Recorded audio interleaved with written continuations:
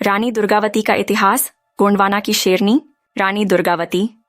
भारत में इतिहास पर अगर नजर डाली जाए तो पूर्व से पश्चिम और उत्तर से दक्षिण तक वीरों और वीरांगनाओं की गाथाएं भरी पड्डर ही है, जिन्होंने अपने स्वाभिमान और स्वतंत्रता के लिए अपने से कई गुना शक्तिशाली दुश्मनों के दांत खट्टे किए हैं, जैसे राजकुमारी रत्नावती, रानी बाघेली आदि।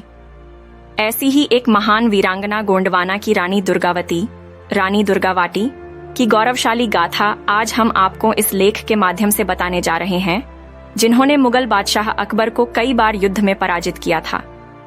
इन्होंने पति की मृत्यु के पश्चात गोंडवाना का शासन संभाला था। अपने 15 साल के शासन में इन्होंने गोंडवाना को ऊंचे शौर्य तक पहुंचाया था। गोंडवाना की इस वीरांगना रानी दुर्गावती जी का जन्म 5 अक्टूबर 1524 को उत्तर प्रदेश के बांदा जिले के कालिंजर के शासक कीर्ति सिंह चंदेल वंश में हुआ था। दुर्गावती जी अपने पिता की इकलौती संतान थीं। उनका जन्म अष्टमी के दिन हुआ था, इसलिए पिता ने इनका नाम माता दुर्गा के नाम पर दुर्गावती रखा था। इकलौती संतान होने की वजह से ही रानी दुर्गावती जी अपने राजमहल में सबकी दुलारी थीं और उनमें चंचलता और निडरता तो कूट कूट कर भरी थी। धीरे धीरे इनकी सुंदरता और शौर्य के चर्चे समस्त गोंडवाना में फैलने लगे थे। अपने बचपन में ही वह अपने पिता के साथ घुड़सवारी और शिकार पर जाती थी। उन्होंने गुरुकुल से अस्त्र शस्त्र की दीक्षा भी ग्रहण की थी। अपने पिता के अत्यधिक नजदीक होने के कारण रानी दुर्गावती जी ने राजकार्य और राजनीति में भी प्रारंभ से निपुणता प्राप्त कर ली थी। रानी दुर्गावाटी जी सर्वगुण संपन्न थी।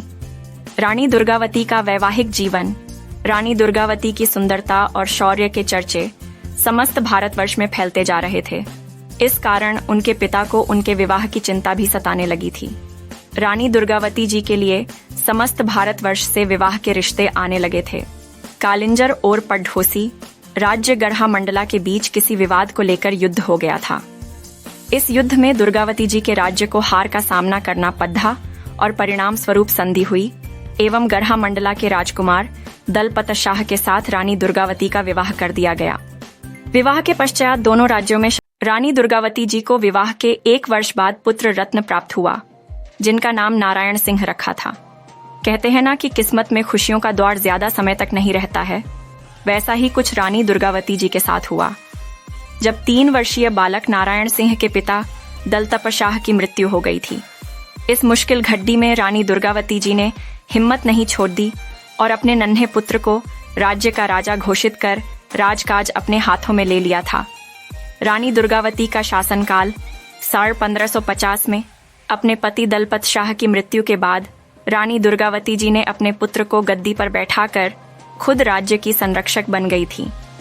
कहते हैं कि उनके दिल में आम जनता के प्रति अपार प्रेम और दया के कारण प्रजा में उनके प्रति बहुत सम्मान व्याप्त हो गया था।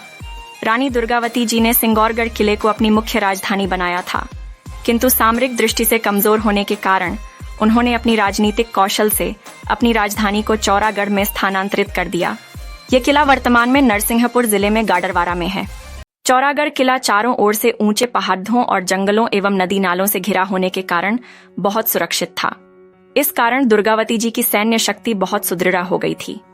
वहीं दूसरी ओर शेरशाह सूरी की बुरी नजर गोंडवाना के विशाल साम्राज्य पर पड़ी एट चुकी थी। कहते हैं रानी दुर्गावती के शासनकाल में गोंडवाना मालवा की स्थिति बहुत अधिक हो गई थी एवं दुर्गावती जी ने अपने राज्य में प्रजाहित कई जगहों पर मंदिरों और भवनों के साथ अपने राज्य में आने जाने वाले राहगीरों के लिए कई धर्मशालाएं भी बनवाई थीं।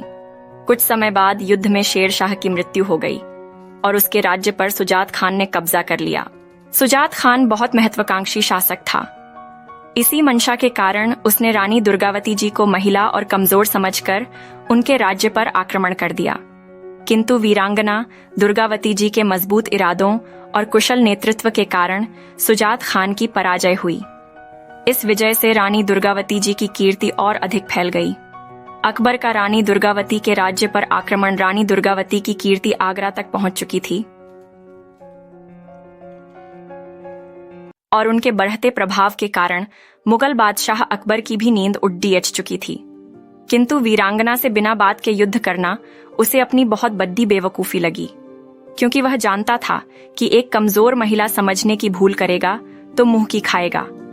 अकबर ने कूटनीति चली और रानी दुर्गावती के पास संधि संदेश भेजा कि वह युद्ध करना नहीं चाहता और उसे दोस्ती के रूप में आपसे आपका प्रिय सफेद हाथी सरमन और आपका वजीर आधार सिंह भेंट स्वरूप चाहिए, वरना मुगल सल्तनत आपसे युद्ध करने को मजबूर हो जाएगा। स्वाभिमानी रानी दुर्गावती जी ने यह प्रस्ताव ठुकरा दिया। इस कारण अकबर को युद्ध करने की वजह मिल गई। अकबर ने अपने करीबी रिश्तेदार आसफ खां को सेना का नेतृत्व देकर आक्रमण के लिए भेज दिया। आसफ खां ने गोंडवाना पर आक्रमण कर दिया। इस युद्ध के लिए दुर्गावती जी पहले से तैयार थीं। जबलपुर के नजदीक दोनों सेनाओं में भीषण युद्ध हुआ। इस युद्ध में मुगलों के पांव उखड़ गए और उनकी सेना युद्ध छोड़कर भाग गई। रानी दुर्गावती का वीरगति को प्राप्त होना, इस हार से अकबर और एक विशाल सेना को तोपखानों के साथ गोंडवाना की तरफ रवाना कर दिया। इस बार मुगल सेना ने अपनी सारी शक्ति इस युद्ध में झोंक दी थी, किंतु रानी दुर्गावती के मजबूत इरादे इस बार कुछ और ही थे। 24 जून 1564 के दिन दोनों सेनाओं में भीषण युद्ध हुआ। दुर्गावती जी और उनकी सेना ने केसरिया धारण कर युद्ध किया। युद्ध में दोनों ओर भारी क्षति हुई। इसी बीच एक तीर रानी दुर्गावती के आंख में आकर लग गया और वह अत्यधिक घायल हो गई। रानी दुर्गावती जी ने अपने पुत्र को सुरक्षित युद्ध से निकाल दिया। अब वह जान चुकी थी कि मृत्यु निश्चित है, इसलिए अपने सेनापति से कहा कि हमें आखिरी युद्ध करना है। अब गोंडवाना के शेरों ने अपनी तलवारें खींच लीं और शाका किया। दुर्गावती जी ने दुश्मन को अपने आप को सौंपने से अच्छा मरना मंजूर था, इसलिए अपनी तलवार से ही अपनी गर्दन काटकर इतिहास में अपना नाम सदा के लिए अमर कर लिया। रानी दुर्गावती के बाद राज्य और उनकी समाधि रानी दुर्गावती जी के वीर गति को प्राप्त होने के बाद भी गोंडवाना और मुगलों के बीच संघर्ष चलता रहा। अकबर कई वर्षों बाद भी गोंडवाना पर संपूर्ण अधिकार नहीं कर सका था। अब दुर्गावती जी के पुत्र नारायण सिंह ने सेना की बागडोर अपने हाथ में ले ली थी। अकबर और नारायण सिंह के बीच कई युद्ध हुए। अंत में एक युद्ध में वीर नारायण सिंह भी कमधज हो गए। रानी दुर्गावती जी के बलिदान के बाद बरेला नामक स्थान, जहां उन्होंने वीरगति प्राप्त की थी, वर्तमान में रानी दुर्गावती जी की समाधि बनी हुई है। इतिहास में दर्ज 24 जून की तारीख स्वर्ण अक्षरों में अंकित हो गई और आज भी हम रानी दुर्गावती जी के बलिदान दिवस के रूप में मनाते हैं। रानी दुर्गावती से जुड़े रोचक तथ्य। रानी दुर्गावती जी के सम्मान में भारत सरकार ने 24 जून 1988 को डाक टिकट जारी किया था। गोंडवाना की वीरांगना दुर्गावती जी ने अपने जीवन काल में 52 युद्ध लड़े थे।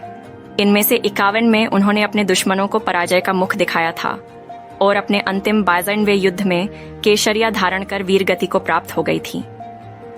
मध्य प्रदेश सरकार ने 1983 में जबलपुर विश्वविद्यालय का नाम बदलकर रानी दुर्गावती विश्वविद्यालय कर दिया। रानी दुर्गावती घुड़सवारी के साथ शिकार की भी शौकीन थी।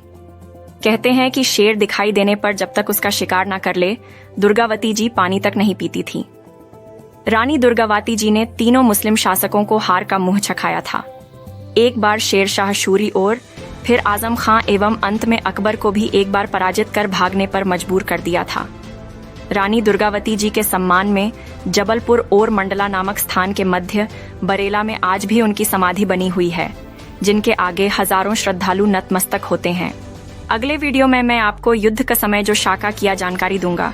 ये क्या होता, तह क्यों किया जाता था।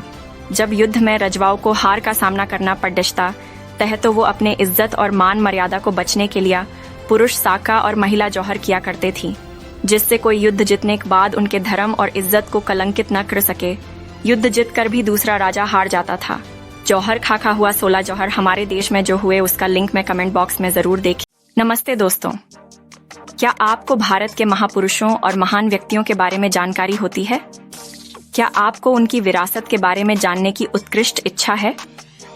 तो हमारे चैनल वैदिक दृष्टि में आपका स्वागत है। यहाँ हम आपको भारतीय समाज और संस्कृति के महापुरुषों के जीवन और उनकी योगदान के बारे में जानकारी प्रदान करते हैं। हमारे चैनल को सब्सक्राइब करें और हमारे साथ जुड़ें, ताकि हम साथ मिलकर इन महापुरुषों की अद्भुत कहानियों को संजीव कर सकें। धन्यवाद। चैनल सब्सक्राइब करें और वीडियो को लाइक और शेयर करें, ताकि हम और अधिक लोगों तक पहुंच सकें। धन्यवाद।